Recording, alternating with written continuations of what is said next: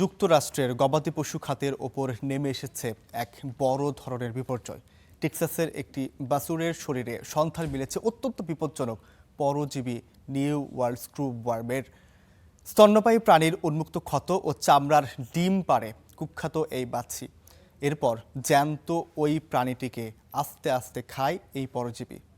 বিশেষজ্ঞদের আশঙ্কা, এর ফলে ক্ষতিগ্রস্ত হতে পারে প্রাণী সম্পদ খাত, যার প্রভাব পড়তে পারে বিশ্ব মাংসের বাজারেও। যুক্তরাষ্ট্রের টেক্সাসের লা প্রায়র শহরের একটি খামার। এখানে লালন পালন করা একটি বাছুরের শরীরে পাওয়া গেছে কুখ্যাত স্ক্রুওয়ার্ম মাছি। ভয়ঙ্কর এই মাছি খেয়ে ফেলতে পারে জলজ্যান্ত যে কোনো প্রাণীকে। স্ক্রুওয়ার্ম মূলত এক ধরনের পরজীবী মাছি। এদের স্ত্রী মাছি যে কোনো গরম রক্তের প্রাণীর উন্মুক্ত ক্ষত অথবা নরম চামড়ায় ডিম পারে। ডিম ফুটে শত শত লার্ভা বের হওয়ার পর সেগুলো জ্যান্ত প্রাণীর মাংস খেতে শুরু করে। সময় মতো চিকিৎসা না হলে আক্রান্ত প্রাণীর মৃত্যু নিশ্চিত।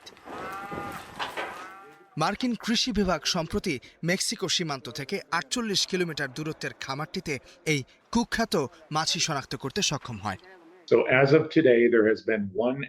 আজকের দিন পর্যন্ত আমরা কেবল এমন একটি প্রাণীর সন্ধান পেয়েছি যার শরীরে নিউ ওয়ার্ল্ড স্ক্রুওয়ার্ম এর সংক্রমণ ঘটেছে। আমাদের জানতে হবে এই ঘটনাগুলো ঠিক কোথায় কোথায় ঘটছে, যাতে আমরা এই মাছের বিস্তার রোধে ব্যবস্থা নিতে পারি।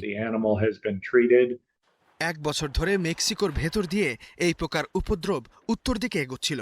অবশ্য মার্কিন খামারিরা আগে থেকেই এই ধরনের ভাইরাসের আশঙ্কা করছিলেন। বিশেষজ্ঞদের মতে এটি মানুষ বা পোষা প্রাণীকেও আক্রান্ত করতে পারে, তবে মানুষের ক্ষেত্রে এই ঝুঁকি অত্যন্ত কম। এমনকি মানুষ এই মাছি দ্বারা আক্রান্ত হয়েছে এমন ঘটনাও বিরল। ১৯৬৬ সালের পর টেক্সাসে এটি প্রথম এ ধরনের মাছি শনাক্তের খবর।